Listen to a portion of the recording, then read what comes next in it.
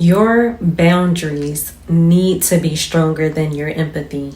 Your boundaries need to be stronger than your empathy. Let me tell you why.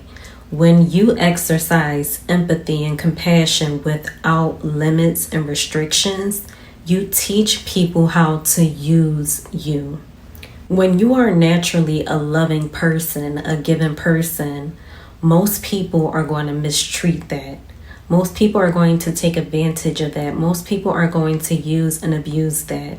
They're not going to treat you according to how loving you are. They're going to treat you according to how usable you are.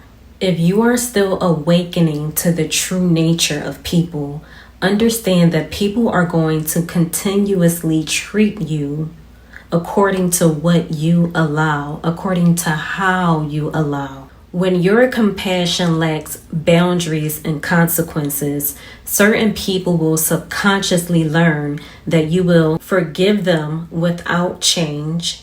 You will help them without reciprocity. You will remain available to them and for them even after they have repeatedly disrespected you, and that you will carry responsibilities that belong to them. Your empathy allows you to understand their pain, while your boundaries protect you while also teaching you how you should be responding to their behavior. Secondly, constantly rescuing people interferes with their lessons. If God didn't tell you to show up, if God didn't tell you to interfere, if God didn't tell you to intervene, then step aside.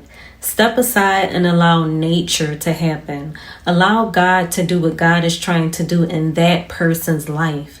That person has to go through the refinement process. That person has to go through the refinement process to become stronger. They have to go through the fire to evolve. And you are interfering with a critical part of their evolution. Spiritually speaking, every person has choices, consequences, and lessons that they are responsible for experiencing.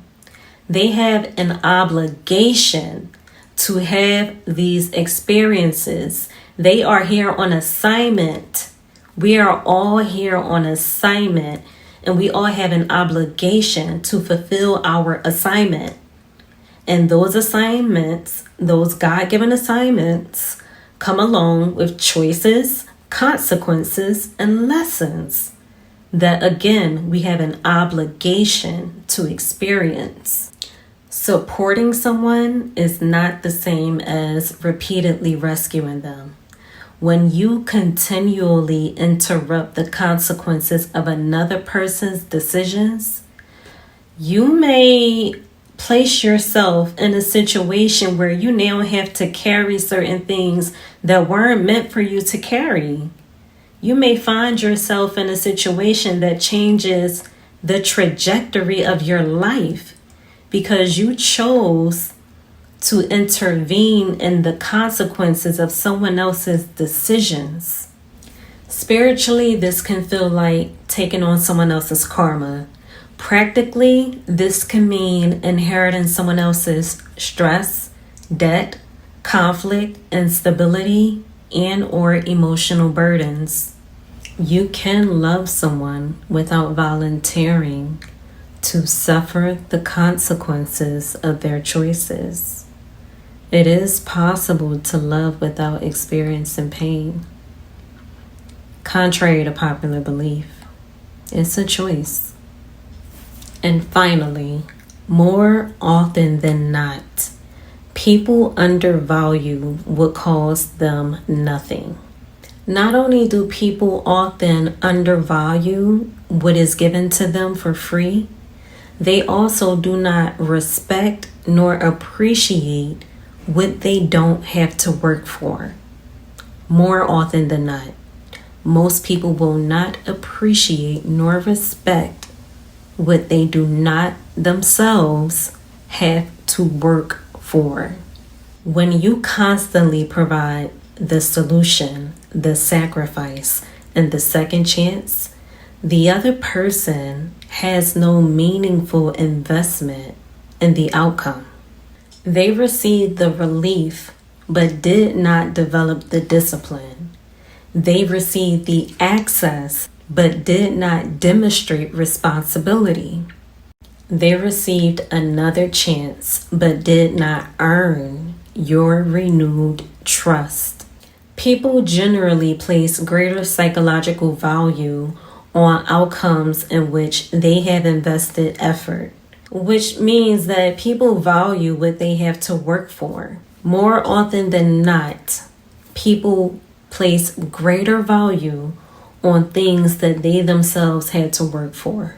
In closing, your help should empower people to stand on their own. It should not condition them to remain dependent upon you. Before you intervene in someone else's karma, consequences, or life lesson, ask yourself, was I asked to help? Will my help empower them or enable them? And what will helping them cost me spiritually, financially, and emotionally? You are allowed to care without carrying. You're allowed to understand without agreeing. You are allowed to forgive without reopening the door. Your heart can remain soft while your standards remain unmovable. Comment boundaries if you are done abandoning yourself to rescue everyone else. And remember, while compassion may inspire you to open the door, your discernment will help you to decide who is allowed to enter.